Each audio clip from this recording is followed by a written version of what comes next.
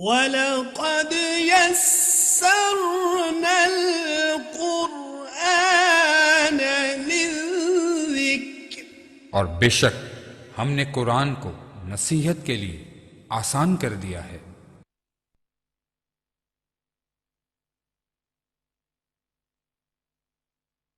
اعوذ باللہ من الشیطان الرجیم، بسم اللہ الرحمن الرحیم۔ معزز ناظرین و سامعین، اللہ جل مجدہ کے فضل و کرم، آقا علیہ الصلوۃ والسلام کے نعلین پاک کے تصدق سے عرفان القرآن کورس کے آج 24ویں لیکچر میں ہم سب شریک ہیں۔ حسب معمول سب سے پہلے آج کی تجوید کا سبق پڑھیں گے۔ حصۃ التجوید میں آج جو چیز ہم پڑھنے جا رہے ہیں وہ بڑا اہم سبق ہے، اور وہ ہے میم ساکن کے قواعد۔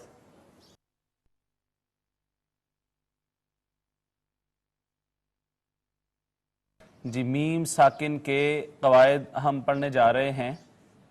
آپ کے علم میں ہوگا کہ پہلے لیکچر میں ہم نے کہا تھا کہ تجوید کا مرکز و محور 3 چیزیں ہیں، 2 چیزیں ان سے متعلق تو ہم بہت کچھ پڑھ چکے، نون ساکن اور نون تنوین۔ تیسری چیز یہ تھی میم ساکن، اور میم ساکن کے قواعد آج ہمیں پڑھنے کا اتفاق ہو رہا ہے۔ میم ساکن کے 3 قاعدے ہیں۔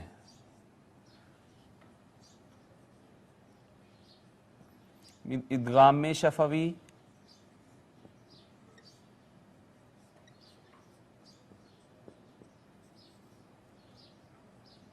اخفاء شفوی،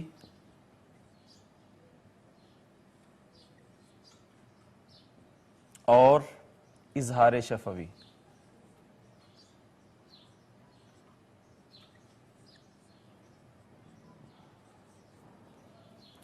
جی ناظرین، یہ آپ دیکھ رہے ہیں کہ تینوں قاعدے جیسا کہ ہم نے کہا میم ساکن کے ہیں۔ میم ساکن جہاں کہیں بھی آئے گی، ان 3 قواعد میں سے کوئی ایک قاعدہ لازمی طور پہ اس پہ لگ رہا ہوگا۔ اب دیکھیں کہ میم ساکن پہ ادغام ہوگا تو اس کو بھی شفوی کہیں گے، میم ساکن پہ اخفاء ہوگا اس کو بھی شفوی کہیں گے، اور میم ساکن پہ اگر اظہار ہوگا اس کو بھی ہم شفوی کہیں گے۔ اس کی وجہ یہ ہے کہ با، میم اور واو یہ 3 حروف وہ ہیں کہ جو ہونٹوں سے ادا ہوتے ہیں، جن کا مخرج ہونٹ ہیں، ہونٹوں کو شفتین کہتے ہیں، لہٰذا با ہو، میم ہو، واو ہو، ان حروف کو حروف شفویہ کہا جاتا ہے۔ میم چونکہ حروف شفویہ میں سے ہے، اس وجہ سے اس پر ہونے والا ادغام ادغام شفوی، اخفاء شفوی، اور اس پر ہونے والا اظہار بھی اظہار شفوی کہلوائے گا۔ تو آئیں دیکھتے ہیں کہ ادغام کہاں ہوتا ہے، اخفاء کہاں ہوتا ہے، اور اظہار کہاں ہوتا ہے۔ تو ویری سمپل ہے، اگر آپ توجہ تھوڑی سی کریں گے آپ کو سمجھ میں آ جائے گا۔ میم ساکن کے بعد اگر تو آ جائے میم، اور وہ ڈیفینیٹلی میم متحرک ہوگی، یعنی میم کے بعد حرف میم آ جائے تو پہلی میم کو دوسری میم میں ضم کر دیں گے، ادغام کر دیں گے۔ ایسے ادغام کو جو میم کا میم میں ہو ادغام شفوی کہتے ہیں۔ اس کی مثال ہم دیکھیں گے، قلوبہم مرض۔ جی ناظرین، آپ توجہ فرمائیں، میم ساکن ہے، اس کے بعد دوسری میم آ گئی، تو ہم نے یہی پڑھا کہ میم کے بعد اگر ایک اور میم آ جائے تو میم کا میم میں ادغام کر دیں گے۔ اب یہ ہم مارادن کی بجائے ہو جائے گا ہم مارادن، تو یہ جو ادغام ہو گیا اس کو کہیں گے ادغام شفوی۔ اب آ جائیں اخفاء شفوی۔ میم ساکن کے بعد اگر حرف ہو با، تو ایسی صورت میں اس کو جو اخفاء کریں گے، آواز چھپائیں گے، اس کو کہیں گے اخفاء شفوی ہے۔ مثال کے طور پر یہ میم ساکن آ گئی، بھی۔ جی ناظرین، آپ دیکھیں کہ میم کے بعد با اگر آ جائے تو اس کو ہم چھپاتے ہیں، آواز کو وہاں پہ اخفاء کرتے ہیں، ایسے اخفاء کو ہم کہیں گے اخفاء شفوی۔ بھی آواز کو چھپا کر پڑھیں گے۔ تیسری چیز اور آخری چیز یہ ہے اظہار شفوی۔ اظہار کہتے ہیں ظاہر کر کے پڑھنا، بغیر چھپائے پڑھنا۔ آپ نے دیکھا کہ ادغام پر بھی آواز چھپائی جاتی ہے، اخفاء پر بھی آواز چھپائی جاتی ہے۔ ادغام میں ایسے آواز چھپائی جاتی ہے کہ پہلا حرف دوسرے میں ضم ہو جاتا ہے، اخفاء میں ایسا نہیں ہوتا، دونوں حروف موجود رہتے ہیں لیکن آواز کو چھپایا جاتا ہے۔ اظہار میں نہ تو ایک حرف دوسرے میں ضم ہوتا ہے اور نہ ہی آواز چھپائی جاتی ہے، بس اس متعلقہ حرف کو تھوڑا سا پڑھنے کے بعد بغیر وہاں پہ رکے، بغیر آواز چھپائے آگے جایا جاتا ہے۔ تو اظہار شفوی ہوگا کہ میم ساکن کے بعد با میم کے علاوہ کوئی حرف آ جائے، کوئی بھی حرف آ جائے، با میم کے علاوہ کوئی حرف آ جائے تو وہاں پہ ہم اظہار شفوی کریں گے.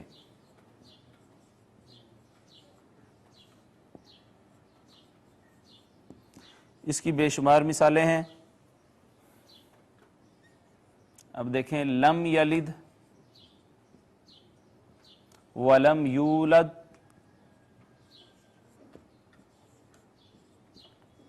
جی ناظرین آپ نے دیکھا یہ بھی میم ساکن آئی، یہ بھی میم ساکن ہے، یہاں بھی میم ساکن کے بعد نہ با ہے نہ میم ہے، لہٰذا یہاں پہ اظہار ہوگا، بغیر آواز کو چھپائے پڑ جائیں گے. لم یلد ولم یولد. اسی طرح اس کی بے شمار مثالیں ہیں. صراط الذین انعمت علیہم غیر المغضوب علیہم، یہ بھی میم ساکن، اس کے بعد بھی با میم کے علاوہ کوئی حرف ہے، لہٰذا یہاں بھی ہم اظہار شفوی کریں گے. تو معزز ناظرین آج میم ساکن کے 3 قواعد جو ہم نے پڑھے، ان میں سے پہلی چیز ادغام شفوی. میم ساکن کے بعد میم آئے تو ادغام میں شفوی، میم ساکن کے بعد با آئے تو اخفاء شفوی، اور اگر میم ساکن کے بعد با میم کے علاوہ کوئی حرف ہوگا تو اس کو ہم اظہار شفوی کہیں گے. یہ آج کا ہمارا سبق تھا تجوید کا. آئیے چلتے ہیں اپنے لیکچر کے اگلے حصہ کی جانب، جس کا نام ہے حصۃ الترجمہ.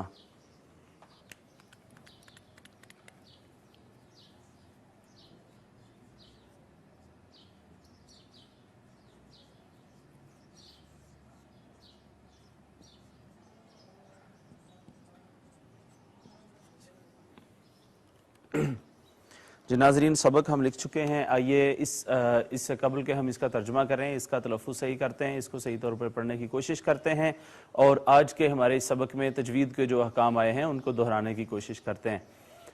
اعوذ باللہ من الشیطان الرجیم، بسم اللہ الرحمن الرحیم.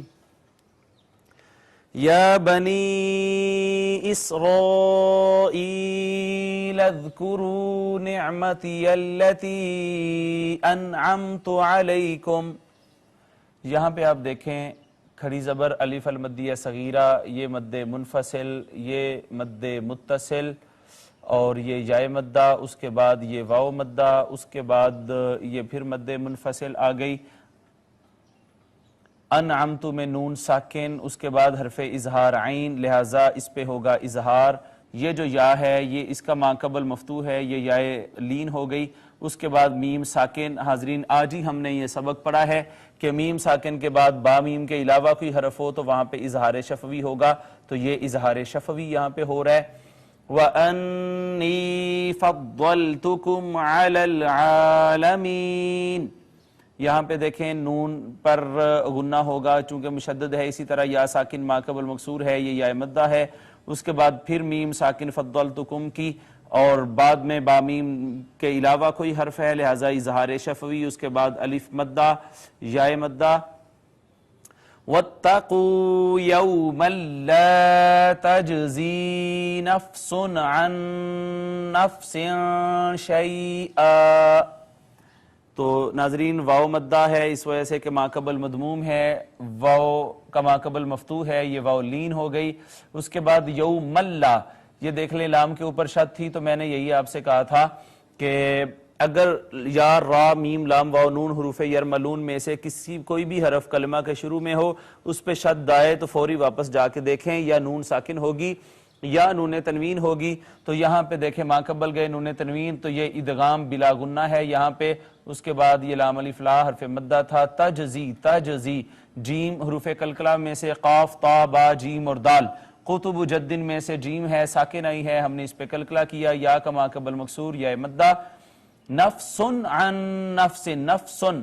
آپ دیکھیں کہ نون تنوین کے بعد حرف اظہار عین آ گیا ہے، لہٰذا یہاں پہ ہم اظہار کریں گے، اخفا نہیں کریں گے.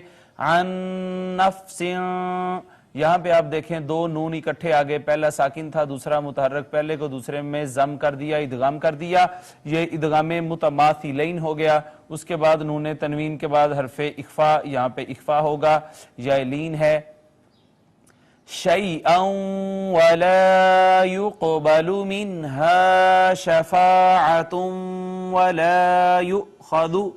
یہاں پہ پھر شیئن واو پہ شد تھی ما قبل نون تنوین، یہ ادغام ہو گیا۔ اس کے بعد الف مدہ ہے، یقبل میں قاف پھر ساکن آ گیا، حروف قلقلہ میں سے قلقلہ کیا ہم نے یہاں پہ۔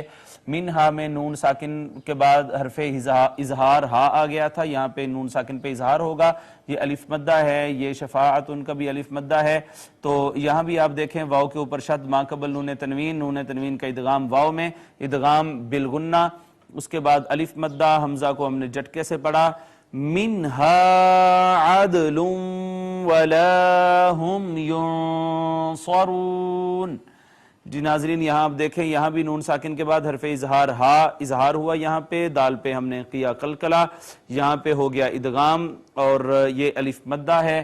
دیکھ لیں ہم کی میم ساکن، بعد میں میم اور با کے علاوہ کوئی حرف تو اظہار کیا، یہاں پہ ہم نے اظہار شفوی، نون ساکن پہ ہم نے کیا اخفا، واو ہے مدہ۔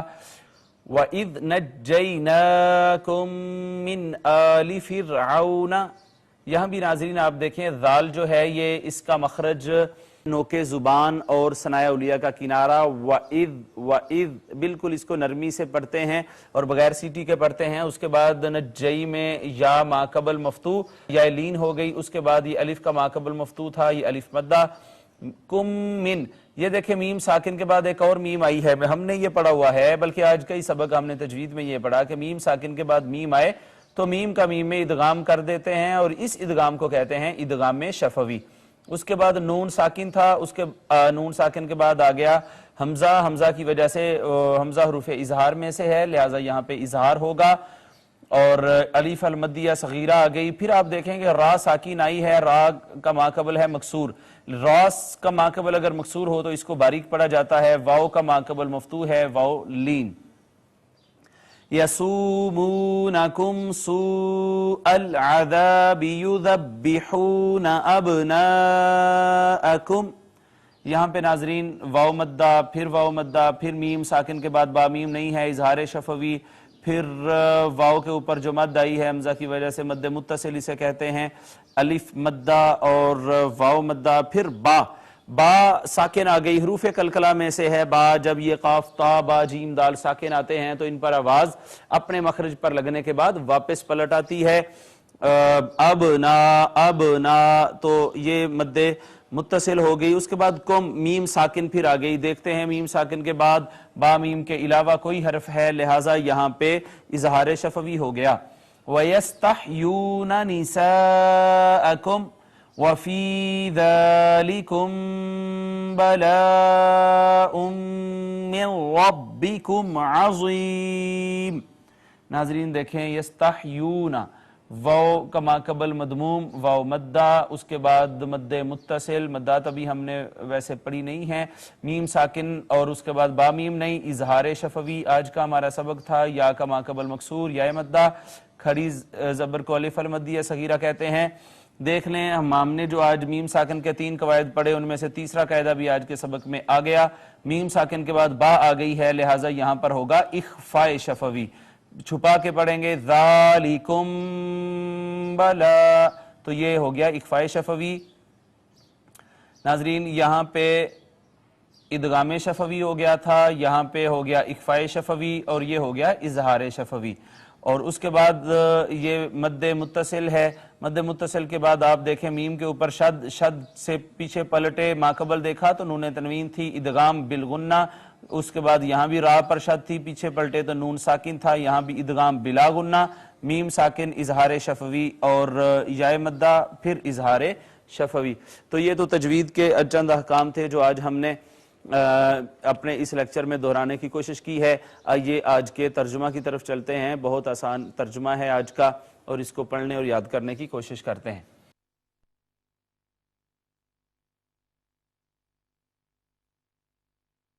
یا پچھلے لیکچر میں ہم پڑھ چکے حرف ندا کو کہتے ہیں، معنی ہوتا ہے اے، بنی کا بھی ہم پڑھ چکے تھے گزشتہ لیکچر میں، یہ اصل میں بنون اور بنین ہو گیا تھا، بنین کا نون اضافت کی وجہ سے گر گیا، بنی رہ گیا، اے بیٹو یا اے اولاد، اے اولاد اسرائیل کی، یعقوب علیہ السلام کا لقب ہے اسرائیل، اے اولاد یعقوب،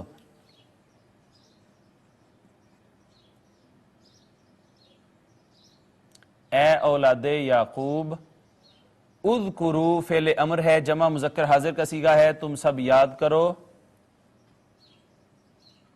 نعمتی، نعمت کو کہتے ہیں، یا اسم ضمیر ہے واحد متکلم کی، میری نعمت کو یاد کرو۔ التی اسم موصولہ ہے، واحد مؤنث کا صیغہ ہے، جو کہ اس کا معنی ہوتا ہے انعمتو فعل ماضی ہے، واحد متکلم کا صیغہ ہے، تاپشتو واحد متکلم کے صیغے کے اینڈ پہ آتی ہے۔ انعمتو میں نے انعام کیا، میں نے نعمتیں کی، میں نے انعام کیا، میرا وہ انعام یاد کرو جو میں نے کیا ہے۔ علا کا مطلب ہوتا ہے پر یا اوپر۔ آپ دیکھ لیں کہ وہی الفاظ، وہی کلمات ریپیٹ ہو رہے ہیں، بار بار ہمارے سبق میں آ رہے ہیں، اور افعال کی ہمیں پہچان ہوتی جا رہی ہے، صیغہ جات کی ہمیں پہچان ہونا شروع ہو گئی، اور حروف جارہ کی پہچان ہونا شروع ہو گئی ہے۔ یہاں پہ الا ہو، الہ ہو، من ہو، ان ہو، یہ لا ہو، حروف نفی جو ہیں یہ بار بار جو ہیں وہ تکرار کے ساتھ آ رہے ہیں، لہٰذا کوشش کریں کہ ان کو پڑھتے رہیں، آپ بھی منہ سے ان کو پروننسیٹ کرتے رہیں اور دہرائیں تاکہ یہ اچھے طریقے سے ازبر ہو جائیں۔ الا کا معنی ہے پر یا اوپر، کم اسم ضمیر جمع مذکر حاضر کا یہ صیغہ ہے، معنی ہوتا ہے تم سب، تو اوپر تمہارے، علیکم تم سب پر جو میں نے نعمتیں کی ہیں، واو کا معنی ہے، اور انی، انا اور انا کا معنی ہم نے پڑھا ہوا ہے بے شک، اور بے شک ناظرین یہ یا ہے، یا یہاں بھی ہم نے کہا کہ یہ یا اسم ضمیر ہے واحد متکلم کی، اور بے شک میں نے فضلتو، یہ بھی آپ دیکھیں فضلتو جو فعل ہے اس کے شروع میں علامت مضارع کوئی نہیں ہے، الف حمزہ تا یا نون نہیں ہے، لہٰذا یہ فعل ماضی ہو گیا۔ جب تاپشتو اینڈ پہ آیا تو یہاں بھی ہم نے بات کی کہ تاپشتو فعل ماضی کے واحد متکلم کے صیغے کے اینڈ پہ آتا ہے، واحد متکلم کا یہ صیغہ ہے۔ فضلتو میں نے فضیلت دی، میں نے فضیلت بخشی، میں نے فضیلت دی یا میں نے فضیلت بخشی۔ کم پھر اس میں ضمیر آ گئی، جمع مذکر حاضر کا صیغہ ہے، تم سب کو یا تمہیں۔ علا پھر اسی طرح جیسے یہاں ہم نے ترجمہ کیا تھا پر یا اوپر۔ عالمین میں یا نون اور واو ہم ہمیشہ کہتے ہیں جمع کے لیے، ترجمہ سب یا سارے، سب پر، کن سب پر؟ عالم، عالم کہتے ہیں جہان کو، سب جہانوں پر میں نے تمہیں فضیلت دی۔ واو کا معنی ہے اور، تقو فعل امر ہے، جمع مذکر حاضر کا صیغہ ہے، تم سب ڈرو، اور تم سب ڈرو۔ یومن، یوم آپ کے علم میں ہے دن کو کہتے ہیں، اس دن سے ڈرو، دن سے ڈرو۔ لا حرف نفی ہے، مطلب ہے نہیں۔ تجزی جزا دینا، بدلہ دینا، جس دن بدلہ نہیں دے گا یا دے گی۔ نفسن جان کو کہتے ہیں، نفسن کوئی جان بدلہ نہیں دے سکے گی۔ ان سے اباؤٹ کے معنی میں آتا ہے بارے میں، کوئی جان بدلہ نہیں دے سکے گی۔ ان نفسن دوسری جان کا، کوئی جان کسی جان کا بدلہ نہیں دے سکے گی۔ شیئن کچھ بھی، کسی سے کسی کا کچھ بھی بدلہ نہیں لیا جائے گا، دے سکے گی۔ واو کا معنی اور ہے، لا کا معنی نہیں، اور نہ ہی یقبلو۔ جی ناظرین یہ فعل مجہول ہے، یقبلو فعل مضارع مجہول ہے، واحد مذکر غائب کا یہ صیغہ ہے۔ انشاءاللہ آنے والے لیکچرز میں ہم ماضی مجہول کیسے بنتا ہے اور مضارع مجہول کیسے بنتا ہے اور اس کی پہچان، یہ سب چیزیں ہم آنے والے لیکچرز میں انشاءاللہ پڑھیں گے۔ ولا یقبلو اور نہ ہی قبول کیا جائے گا، من کا معنی سے، ہا اس میں ضمیر واحد مؤنث غائب کا صیغہ ہے، اس کا مرجع نفسن ہے، اور نہ ہی کسی جان سے، ہا اس سے، یعنی من کا مطلب سے، ہاں اس سے قبول کیا جائے گا۔ شفاعتن، شفاعت کہتے ہیں سفارش کو، نہ ہی کوئی سفارش قبول کی جائے گی۔ واو کا معنی اور، لا پھر حرف نہیں، اور نہ ہی یؤخذ، اخذ یاخذ، یؤخذ فعل مضارع مجہول ہے، واحد مذکر غائب کا صیغہ ہے۔ یؤخذ اس سے لیا جائے گا، اخذ یاخذ ہوتا ہے لینا، اخذ کرنا، لے لینا۔ ولا یؤخذ اور نہ ہی اس سے لیا جائے گا، یؤخذ اس سے لیا جائے گا۔ من کا معنی سے، ہا پھر اسی طرح اس میں ضمیر واحد مؤنث غائب کی، اس کا مرجع نفس، اور نہ ہی کسی سے لیا جائے گا۔ عدل کوئی معاوضہ، اور نہ ہی کوئی معاوضہ لیا جائے گا۔ واو کا معنی اور، لا کا معنی نہیں، اور نہ ہی ہم اس میں ضمیر جمع مذکر غائب کا صیغہ ہے، وہ سب ینصرون، یہ بھی ناظرین ینصرون نہیں ہے، ینصرون ہے، یہ بھی فعل مضارع مجہول ہے، جمع مذکر غائب کا صیغہ ہے، یا کا مطلب ہے وہ، واو نون کا مطلب سب یا سارے، درمیان میں ہے نصر، نصر کہتے ہیں مدد کو، اور نہ ہی ان کی مدد کی جائے گی، نہ ہی وہ مدد کیے جائیں گے، یعنی نہ ہی ان کی مدد کی جائے گی، مضارع مجہول ہے یہ تو، ولا ہم ینصرون، اور نہ ہی ان میں سے کسی کی مدد کی جائے گی، واو کا معنی اور از اور اذا دونوں کا معنی ہوتا ہے جب اور جب، نجینا، نجینا میں شروع میں جو نون آپ کو نظر آ رہا ہے یہ فعل مضارع کی علامت نہیں ہے بلکہ اصل کلمہ کا ہے، نجات لفظ جو ہوتا ہے نجات، نجی نا فعل ماضی ہے، نون الف نا اینڈ پہ آ گیا تو یہ بھی ایک نشانی اور علامت ہے کہ یہ فعل ماضی ہی کے اینڈ پہ آتا ہے، جمع متکلم کا صیغہ ہے، فعل ماضی جمع متکلم، نجی نجات دی، نون الف نا ہم نے، اور جب ہم نے نجات دی، نجات بخشی، کسے؟ قوم اسم ضمیر جمع مذکر حاضر، تم سب کو، من کا معنی سے، آل اولاد کو کہتے ہیں، اولاد سے، فرعون جب ہم نے تمہیں فرعون کی اولاد سے نجات بخشی، یسومونا یا فعل مضارع ہے جمع مذکر غائب کا صیغہ، یا علامت مضارع غائب کی، ترجمہ ہوتا ہے وہ، واو نون جمع کے لیے، ترجمہ سب یا سارے، تو وہ سب، سام یسومو عذاب دینا، تکلیف دینا، تو وہ سب عذاب دیتے تھے، کسے؟ قوم، پھر اس میں ضمیر جمع مذکر حاضر کی، تم سب کو، سو برا، وہ سب تمہیں مبتلا رکھتے، سو العذاب برے، العذاب عذاب میں، وہ سب تمہیں برے عذاب میں مبتلا رکھتے، وہ برا عذاب کیا تھا؟ یذبحون بھی فعل مضارع ہے جمع مذکر غائب کا صیغہ ہے، یا علامت مضارع ہوتی ہے غائب کی، اس کا ترجمہ کرتے ہیں وہ سے، واو نون جمع کا ترجمہ کرتے ہیں سب یا سارے، درمیان میں بچ گیا ذبح کا ترجمہ ذبح کرنا، وہ سب ذبح کرتے ہیں، ابنا جمع ہے ابن کی، ابن کہتے ہیں بیٹے کو، تو بیٹوں کو ذبح کرتے تھے، کن کے بیٹوں کو ذبح کرتے تھے؟ قوم اس میں ضمیر جمع مذکر حاضر کی، تمہارے بیٹوں کو وہ ذبح کرتے، واو کا معنی اور، یستحیون ہا اور یا اس کا معنی ہے زندگی، سین تا چاہنا، یا علامت مضارع غائب کی، ترجمہ وہ، ویسے تو یہ فعل مضارع ہے جمع مذکر غائب کا صیغہ، یا علامت مضارع ترجمہ ہوگا وہ، واو نون کا معنی سب، وہ سب، استحیاء زندگی دینا، اور وہ زندہ رکھتے، اور وہ سب زندہ رکھتے، اور وہ سب زندہ رکھتے کس کو؟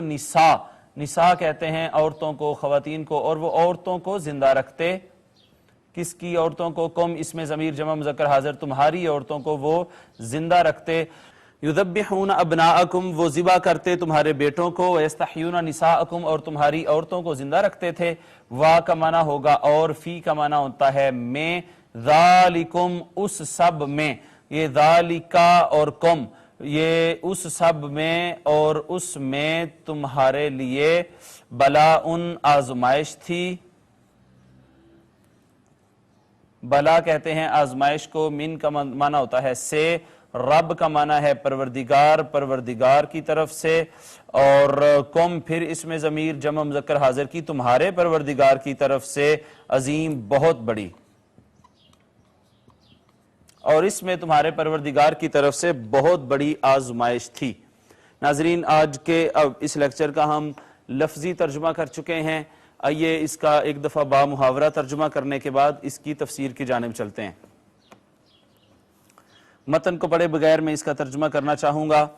اے اولاد یعقوب، میرے وہ انعام یاد کرو جو میں نے تم پر کیے، میں نے تمہیں اس زمانے میں سب لوگوں پر فضیلت دی، اور اس دن سے ڈرو جس دن کوئی جان کسی دوسرے کی طرف سے کچھ بدلہ نہ دے سکے گی، اور نہ اس کی طرف سے کوئی سفارش قبول کی جائے گی، اور نہ اس کی طرف سے کوئی معاوضہ قبول کیا جائے گا، اور نہ امر الہی کے خلاف ان کی مدد کی جا سکے گی۔ اور وہ وقت بھی یاد کرو جب ہم نے قوم فرعون سے نجات بخشی جو تمہیں سخت عذاب دیتے تھے، تمہارے بیٹوں کو ذبح کرتے اور تمہاری بیٹیوں کو زندہ رکھتے تھے، اور اس میں تمہارے پروردگار کی طرف سے بڑی کڑی آزمائش تھی۔ ناظرین یہ تو آج کے سبق کا با محاورہ ترجمہ تھا، اب اس کے تھوڑا سا حصہ تفسیر کو ٹچ کرتے ہیں۔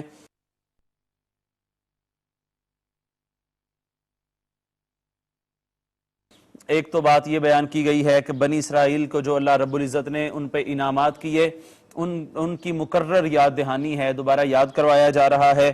اس کے بعد قیامت کی ہولناکی اور اس دن کسی کا بغیر اذن الہی کام نہ آنے کا بیان ہے، پھر مظالم فرعون سے بنی اسرائیل کی نجات کا بیان ہے، پھر بنی اسرائیل کا سخت آزمائش سے گزرنا۔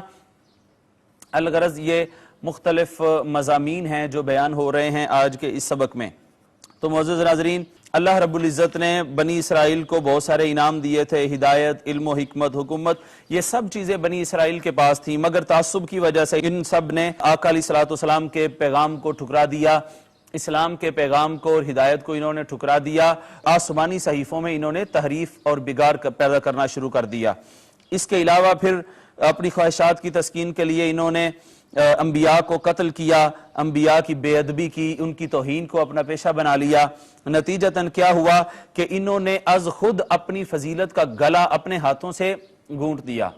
لہٰذا جب امت مسلمہ کو اللہ رب العزت نے یہ ساری چیزیں بنی اسرائیل پر ذلت و مسکنت طاری کر کے اللہ رب العزت نے یہ ساری چیزیں امت مسلمہ کے جب حوالے کر دی، تو اب امت مسلمہ چونکہ ان ساری اوصاف کی حامل تھی، اس وجہ سے فضیلتیں کنورٹ ہو گئیں، فضیلتیں منتقل ہو گئیں ساری کی ساری امت مسلمہ کو، اور اللہ رب العزت نے فرمایا کنتم خیر امت، یہ امت ہے جو اب سب سے خیر اور بہتر امت ہوگی۔ اس لیے ناظرین امت مسلمہ پر بنی اسرائیل کی فضیلت کا سوال ہی پیدا نہیں ہوتا۔ پھر واتقوا یوما لا تجزی، اس دن سے ڈرو۔ یہاں آپ دیکھیں کہ مجرم کی رہائی کے آج دنیا میں جتنے طریقے ہیں وہ سارے کے سارے کہا کہ کل قیامت کے دن ان میں سے کوئی طریقہ بھی تمہارے لیے کارآمد نہ ہوگا۔ مجرم کی رہائی کے طریقوں میں کیا ہوتا ہے کہ کوئی چیز بدلے میں دے کے جان چھڑا لی جاتی ہے، دوسری چیز یہ ہے کہ کوئی شخص سفارش لے کے آ جاتا ہے، سفارش سے جان چھڑا لی جاتی ہے، اور تیسری چیز یہ ہوتی ہے کہ کوئی معاوضہ دے کے جان چھڑا لی جاتی ہے۔ اللہ رب العزت نے فرمایا کہ کل قیامت کے روز یہ تینوں چیزیں جو ہیں یہ تمہارے کام نہیں آئیں گی۔ وَإِذْ نَجَّيْنَاكُمْ مِنْ آلِ فِرْعَوْنَ، یہاں بھی ناظرین آپ دیکھیں کہ یہ ایک واقعہ قرآن پاک نے اس کی طرف اشارہ فرمایا ہے، اور اس میں یقینی طور پہ بنی اسرائیل کے لیے بڑی کڑی آزمائش تھی۔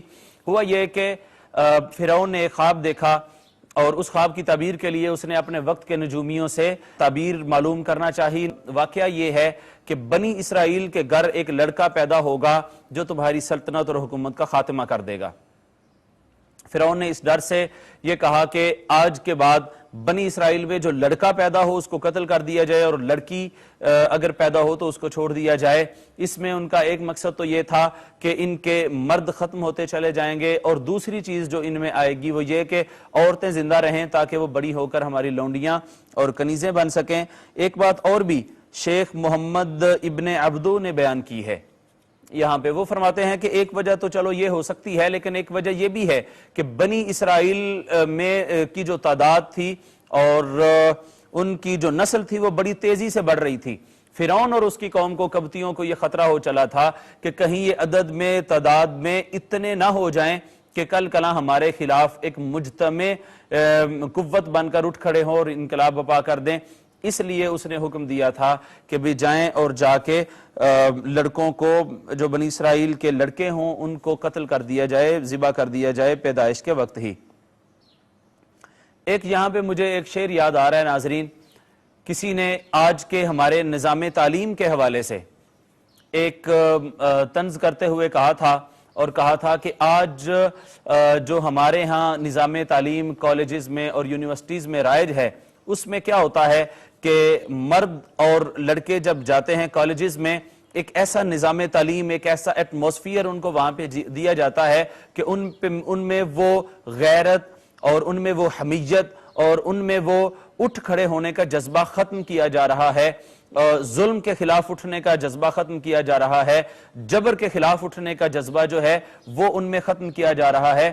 کسی نے کہا کہ یوں قتل سے بچوں کے وہ بدنام نہ ہوتا، افسوس کہ فرعون کو کالج کی نہ سوجی۔ انہوں نے کہا کہ اگر فرعون کی عقل میں آج کا نظام تعلیم آ جاتا جو ہمارے ہاں رائج ہے، اور فرعون اپنے دور میں وہ کالج اور یونیورسٹیز قائم کرتا اور ان میں یہ نظام تعلیم رائج کر دیتا، تو وہ جو جب لڑکے اور مرد بنی اسرائیل کے ان کالجز اور یونیورسٹیز میں جاتے تو وہاں سے نکلنے کے بعد وہ اس قابل ہی نہ رہتے کہ وہ فرعون کی حکومت کے اوپر ہاتھ ڈال سکتے، وہ فرعون کے ظلم کے خلاف اٹھ کھڑے ہوتے. لہٰذا یہ آج کا نظام تعلیم جو ہے اس کو بدلنے کی ضرورت ہے. اور علامہ اقبال نے بھی ایک جگہ پہ اس کو ظریفانہ انداز میں ہماری توجہ اس طرف مبذول کروائی، جس میں وہ فرماتے ہیں شیخ صاحب بھی تو پردے کے کوئی حامی نہیں، مفت میں کالج کے لڑکے ان سے بدزن ہو گئے، واز میں فرما دیا کل آپ نے یہ صاف صاف، پردہ آخر کس سے ہو جب مرد ہی زن ہو گئے. جی ناظرین، یہ آج کی ہماری اس تفسیر کا تھوڑا سا سبق تھا جو ہم نے آپ کے سامنے پیش کیا. اب آئیں چلتے ہیں اپنے سبق کے اگلے حصہ کی جانب، جس کا نام ہے حصۃ القواعد. اور گزشتہ سبق میں آپ کے علم میں ہوگا کہ تغیرات مضارع ہم نے شروع کیے تھے. تغیرات مضارع میں بھی پھر ہم نے چند وہ حروف لکھے تھے جو فعل مضارع میں صرف معنوی تبدیلی کا سبب بنتے ہیں، اور وہ 4 لکھے تھے: سین، سوفا، لام الف لا اور لام مفتوح. وہ لکھ لیے تھے. آج پڑھتے ہیں کہ ان کا فنکشن کیا ہے اور فعل مضارع میں وہ کس طرح کی معنوی تبدیلی کا باعث بنتے ہیں.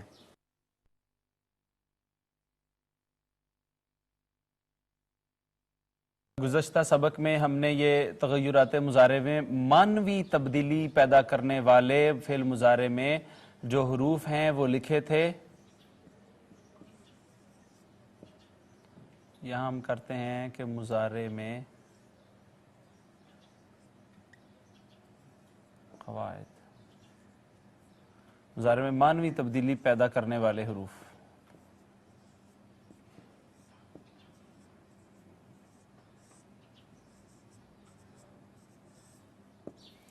چار لکھے تھے.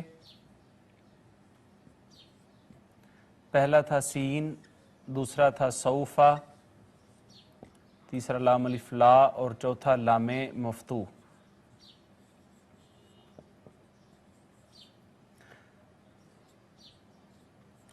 جی ناظرین، آپ کے یہ علم میں آ گیا ہے کہ فعل مضارع میں 2 زمانے پائے جاتے ہیں، ایک حال اور دوسرا مستقبل. اب کئی دفعہ ایسا ہوتا ہے کہ بات کرنے والے نے صرف حال کا معنی لینا ہوتا ہے، کئی دفعہ ایسا ہوتا ہے کہ حال کا معنی نہیں، اس کو صرف مستقبل کا معنی چاہیے. تو ایسی صورت میں ہمیں ان سابقوں اور لاحقوں کے ساتھ جو ہے وہ اپنے مضمون کو آگے چلانا ہوتا ہے. فعل مضارع کے ساتھ یہ چیزیں لگ جائیں تو کئی دفعہ فعل مضارع زمانہ حال کے ساتھ خاص ہو جاتا ہے، اور کئی دفعہ فعل مضارع زمانہ مستقبل کے ساتھ خاص ہو جاتا ہے. آئیں دیکھتے ہیں کہ یہاں پہ زمانہ حال اور زمانہ مستقبل کے ساتھ کس طرح فعل خاص ہوتا ہے. تو ناظرین، یہ جو سین اور سوفا ہیں یہ دونوں فعل مضارع کو زمانہ مستقبل کے ساتھ خاص کر دیتے ہیں.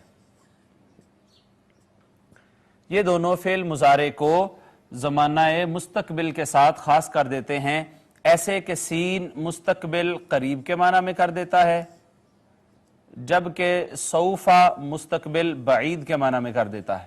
دونوں کی مثالیں ہم دیکھ لیتے ہیں. مثلا ہے یعلمون، وہ جانتے ہیں یا جانیں گے، یہ اس کا ترجمہ ہے. جب آپ نے اس کے شروع میں سین لگا دیا سیعلمون تو اس کا مطلب ہو گیا وہ ان قریب جان جائیں گے. اب جانتے ہیں کا معنی نکل جائے گا، وہ ان قریب جان جائیں گے. یہ اور اگر سوفا لگ گیا، یہی یعلمون کا معنی ہے وہ سب جانتے ہیں یا جانیں گے. اگر اس کے شروع میں سوفا لگا دیں تو اس کا معنی ہو جائے گا وہ سب جانیں گے، وہ سب جان لیں گے. تو ناظرین دیکھا آپ نے کہ سین لگانے سے یا سوفا لگانے سے دونوں نے زمانہ حال کو ختم کر دیا، فعل مضارع کو زمانہ مستقبل کے ساتھ خاص کر دیا. ایک دوسرا یہ ہے کہ سین مستقبل قریب کے لیے جبکہ سوفا مستقبل بعید کے لیے آتا ہے. اس سے آگے چلیں. لام الف لا یہ فعل مضارع میں نفی کا معنی پیدا کر دیتا ہے. فعل مضارع میں چونکہ معنوی تبدیلی کی ہم بات کر رہے ہیں مضارع میں، تو یہ صرف نفی کا معنی پیدا کرتا ہے، زمانے کی تخصیص نہیں کرتا. اس میں حال بھی قائم رہتا ہے، مستقبل بھی قائم رہتا ہے. مثلا یعلمون کی ہم بات کر رہے ہیں تو ہم یعلمون کا معنی ہے وہ جانتے ہیں یا جانیں گے، تو اس کے شروع میں لا لگ گیا، لا یعلمون، وہ نہیں جانتے یا نہیں جانیں گے. تو نہیں اور نفی کا معنی اس نے پیدا کر دیا، نیگیٹو معنی اس میں آ گیا. لام مفتو، یہ لام زبر لا، یہ فعل مضارع کو زمانہ حال کے ساتھ خاص کر دیتا ہے. جیسے سین اور سوفا نے فعل مضارع کو زمانہ مستقبل کے ساتھ خاص کر دیا تھا، اسی طرح لام مفتو جو ہے یہ فعل مضارع کو زمانہ حال کے ساتھ خاص کر دیتا ہے اور اس سے مستقبل کا معنی ختم کر دیتا ہے. یعلمون کا معنی ہے وہ سب جانتے ہیں یا جانیں گے. تو جب لام زبر لا شروع میں لگ گیا لیعلمون، تو اب اس کا ترجمہ ہو گیا وہ سب جانتے ہیں. اب جانیں گے کا ترجمہ اس سے نکل جائے گا، تو وہ سب جانتے ہیں.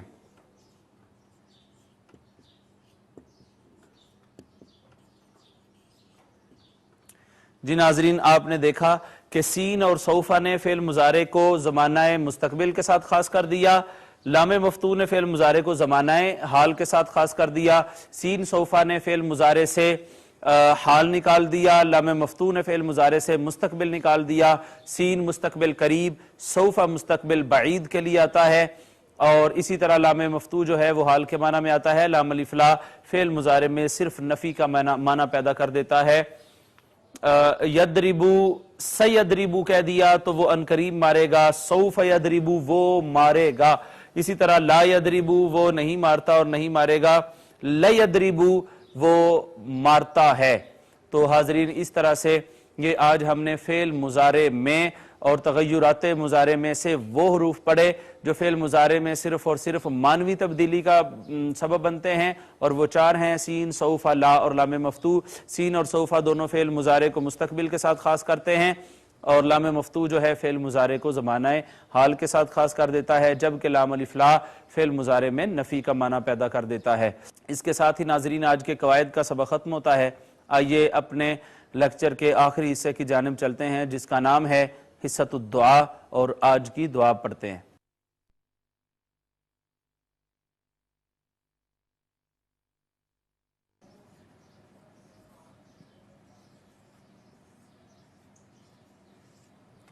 گزشتہ سبق میں ہم نے روزہ رکھنے کی دعا پڑھی تھی. نیت کرتے ہوئے جو دعا پڑھتے ہیں، آج ہم روزہ کھولنے کی دعا پڑھیں گے.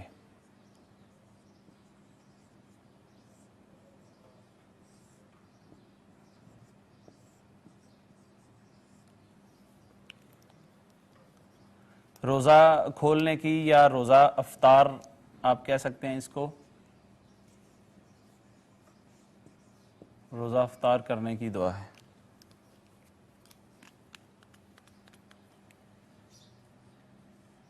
اللہم انی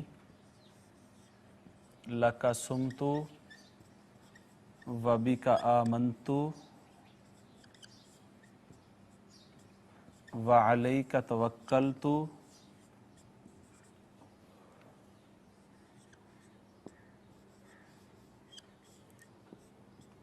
و علی رزقک افطرت.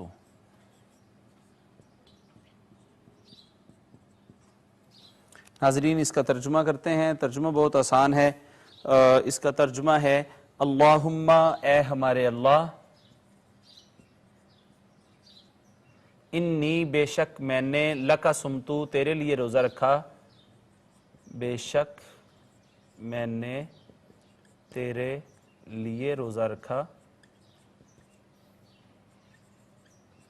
وَبِكَ آمَنْتُ اور تجھ پر ایمان لایا،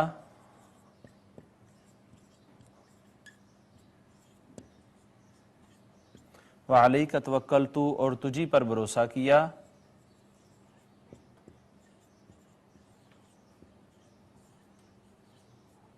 وَعَلَىٰ اور اوپر رزقی کا تیرے رزق افطرتو میں نے افطار کیا، اور تیرے دیے ہوئے رزق سے افطار کیا، اور تیرے عطا کیے ہوئے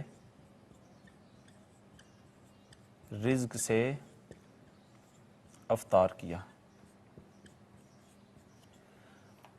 جی ناظرین، یہ آج کی دعا تھی. اللہم انی لک صمت و بک آمنت و علیک توکلت. وعلی رزقی کا افطرت. آج کا عرفان القرآن کورس کا جو 24واں ہمارا لیکچر ہے وہ بھی اپنے اختتام کو پہنچا ہے. آج کے اس لیکچر میں ناظرین ہم نے حصۃ التجوید میں میم ساکن کے احکام پڑھے، ادغام شفوی، اخفاء شفوی، اظہار شفوی. اس کے بعد قواعد میں ناظرین ہم نے فعل مضارع میں معنوی تبدیلی پیدا کرنے والے جو 4 حروف ہیں وہ پڑھے ہیں، اور آخر میں جو آج ہم نے دعا یاد کی ہے وہ روزہ افطار کرنے کی دعا ہے. اللہم انی لک صمت و بک آمنت و علیک توکلت و علی رزقک افطرت. اس کے ساتھ ہی ناظرین 24واں لیکچر مکمل ہوتا ہے. اللہ جل مجدہ سے دعا ہے وہ ہمیں قرآن پاک سے محبت کرنے، قرآن پاک کے علوم کو سیکھنے اور ان سے اپنے دلوں کو مستنیر کرنے کی توفیق عطا فرمائے. وما علی الا البلاغ.